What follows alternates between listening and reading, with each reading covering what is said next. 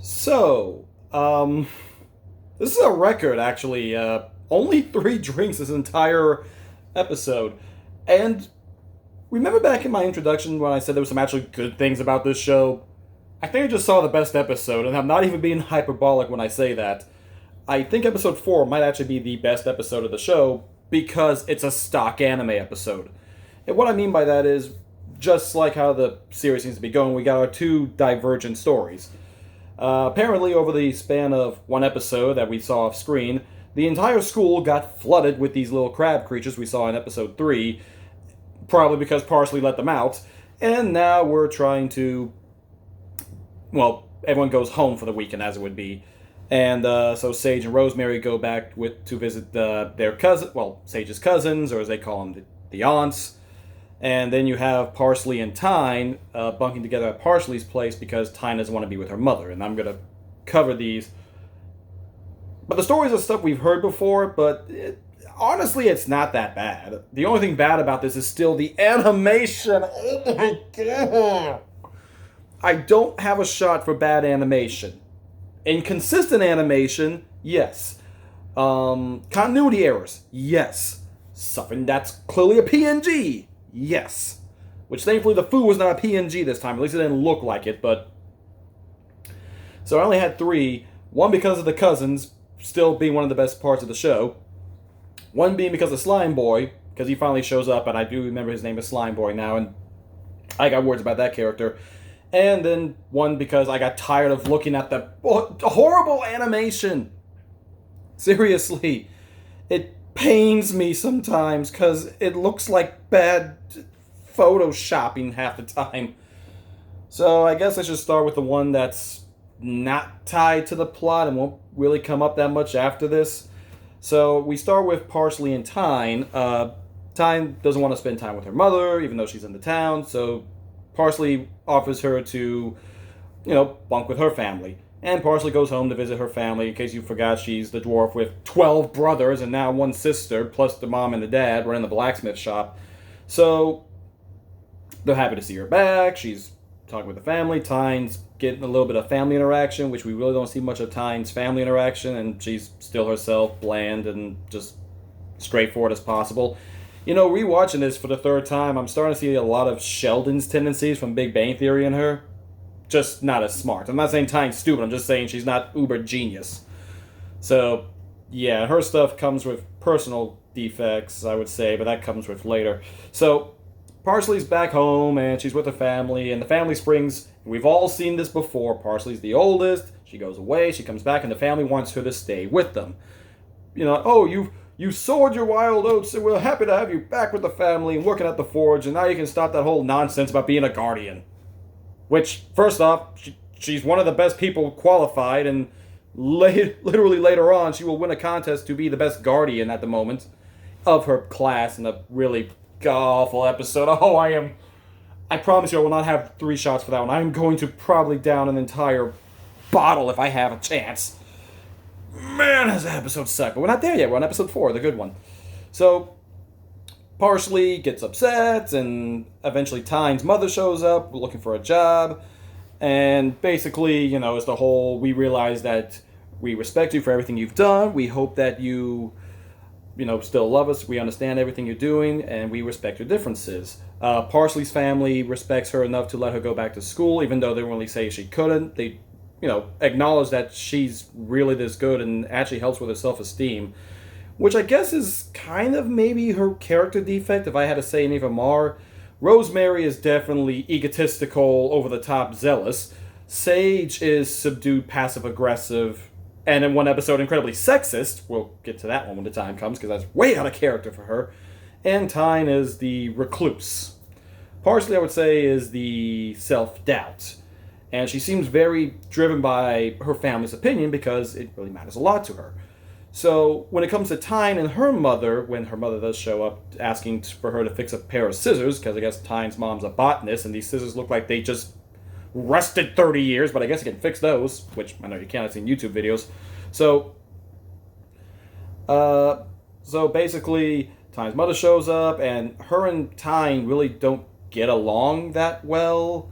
It seems like there's a little bit of disconnection between them, like Tyne's actively trying to stay away from her mother, while her mom's still trying to be a part of her life, but give her space, because it looks like clearly there's something going on, and even though I've seen the show, I can maybe kind of guess what's going on a little bit, but even that is grasping at straws, because we don't really know what happened to Tyne's, family and everything when stuff happens. But still, they have a nice little moment. The mother says, hey, next time, you're forced to leave school for the weekend, maybe come visit my place. And she leaves. She leaves Tyne to make her own decision, and Tyne stays with Parsley's family, and then Parsley and her mom have a really good heart-to-heart. And Parsley agrees to come back. Now, the reason why I say it's stock, we've seen this before. They're coming home, and, we missed you, but we need you here. This is where you belong, but you basically sacrificing everything that you want to be. You want to be your own person, but at the same time, you care about your family, and you want to push forward. And Parsley was basically a third parent in the household, and as the oldest sibling, sometimes it feels that way. And you don't take it like a burden, because it's your family, you love them, you always want to help them any way you can, but sometimes it can weigh on you, especially if that was all you were meant to be. And it's clear that Parsley's mom and dad are pushing that on her. So, yeah, but it's not like they're overzealous. It's like one little conversation. Parsley gets upset. She snaps at her mom, and Parsley's dad tells her to apologize.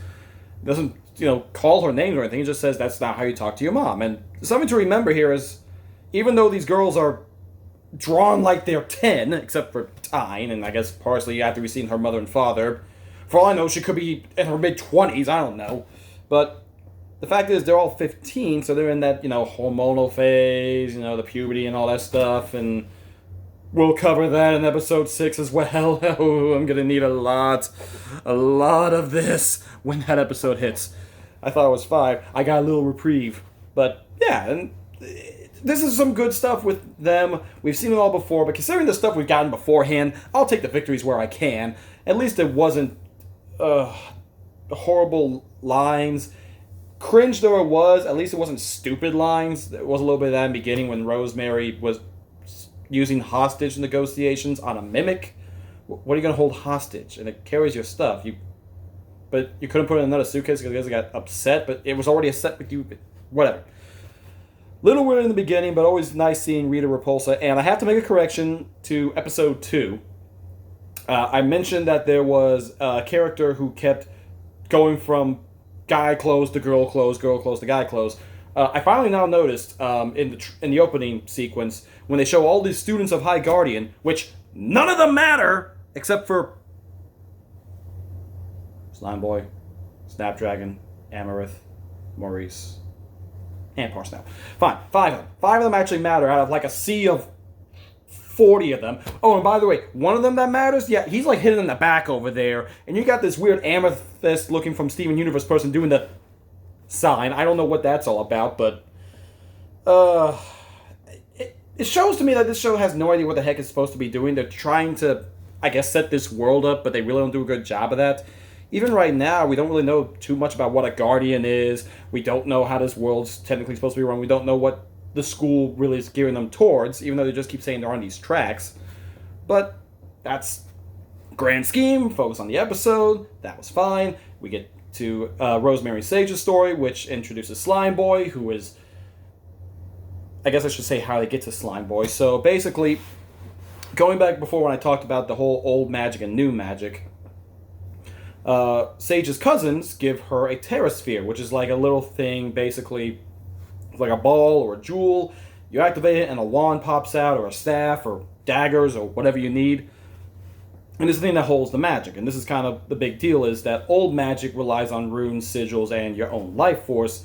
New magic pulls from the Terrasphere and the weapon itself. So theoretically, it's like a battery. Eventually, it should die, especially if you overuse it. But Sage doesn't want to use that because her mom was very old magic. And given what we find out about new magic later on, yeah, no, she's right. This isn't one of those, oh, maybe they're both... No. New magic is bad. Like, what it does, horrible. Unless they're trying to do this weird fake out where actually it's like old magic is bad, but that makes no sense given what we've been shown, but whatever. So, beyond all that, Sage doesn't like it because it's pick up on that, but they think she doesn't like the model they got her, which was gaudy as all get up. Like a giant golden scepter with a little sapphire at the end of it, but it was like really ornate, like something you see from Madoka Magica. So they go off, they go to the Terrasphere shop, and we meet Slime Boy, and he will forever be one of my shots because his design is that of a stoner. And he talks like this, he's, oh hey, hey, welcome to the store, it's just, He mumbles all of his lines, and slurs like, oh yeah, it's back deep in the turnips, and it says, oh you guys fast, Slime Boy, the slime, he's a boy, and like, enunciate, please.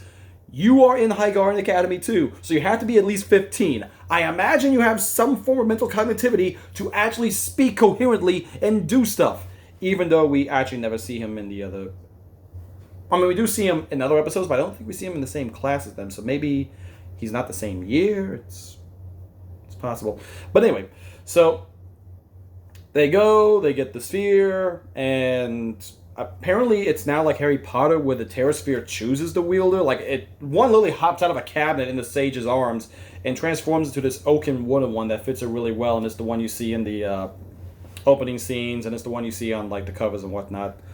So, but she doesn't like it. She feels like it's tearing her apart because she's been trained in old magic. She doesn't want to use new magic. She's like got her mom's expectations, and it's revealed that Sage's mother, when they were younger, had a fling, if you will, sowed her wild oats, got curious, if you will, because, yeah, the way the cousins describe old magic and new magic is, they call old magic conservative, because that's a thing. So by that logic, new magic isn't conservative, meaning that it's actually draining and destroying, if you're going with the actual meaning of the word conservative, to conserve energy or to replenish, or if you're trying to do with the whole, conservative versus liberal stuff. I mean, that, I don't know, like, when this came out, conservatives were still kind of okay with the whole gay thing, so I don't know if that would be applied with that. Open to change, open to, like, non-changing, maybe?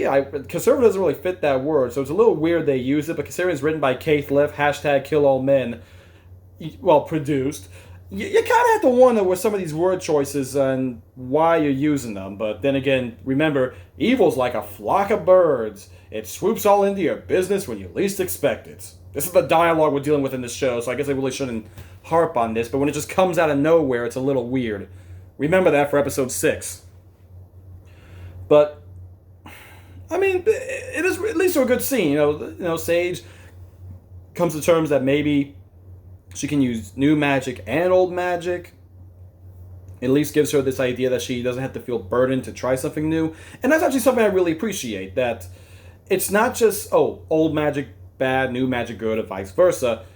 It's giving Sage the opportunity to try something. And my policy is this. If you're going to try something, as long as it doesn't put yourself or anyone else in danger and it's not irreversible, then go ahead. I mean, as long as you're fine and you're consenting and you have no issue with it, I got no problem with that. I don't want to do a lot of things, but hey, if someone else wants to, I ain't gonna gripe on it. Once again, as long as it's safe, doesn't hurt anybody else, and all that other jazz. But and it really shows in this, because when she does, see the picture of her mom holding her Terrasphere, which she threw away, I guess, it's clear that she has this massive amount of relief on her, and, the cousins go and give her a nice big hug. It's very sweet, and Rosemary sees this, and she remembers her family, so, it's really nice. And like I said, we've seen this before. It's stock anime stuff. We've seen the whole don't do the old way, try the new way. The person who dislikes the new way actually did do the new way at one point. The family stays home, but it's not bad. And considering what's coming later, and possibly a sneeze on that one. Sorry, I'm allergic to bad episodes, and we're getting very close to one of the worst. I thought it was the next one, but no, I was wrong. It's not episode 5, it's episode 6. Episode 5 is A Lost Cause, which I forgot that episode existed, so it's going to be interesting. I remember what's in it, but I don't remember how bad it was. I remember it just being blink and you miss it. Like, I could probably skip this episode and go straight to the next one and nothing would be missed. But I did say I was going to review them all. I was going to be fair, and I was going to follow the drinking rules. So we'll see what happens. Responsibly, yada, yada, yada. Read the description. But, yeah, honestly, can't really complain besides the animation errors and the weird word choices. But the heart was in it. The person who wrote this clearly actually probably had gone through some of this in their past. So, you know what? Kudos on them. You made a half decent, I would say. Maybe, you know what? If I was going to grade this thing, if we had this high Guardian curve, it'd be at least a C+, maybe a B. On a regular anime episode basis, you're looking at maybe a D+, C-, like right around average. Especially if you ignore all the animation errors. But we're not here to worry about that because up next is episode 5, A Lost Cause. We shall see if it's good, if it's bad. I don't remember, so this ought to be fun. And then afterwards, episode 6. You can't see behind my camera right now, but I got about 2 things of alcohol and 6 things of water. There's a reason for that. But until then, as always, this is the $1 Critic signing off, and I will see you all next time with episode 5, A Lost Cause. Later.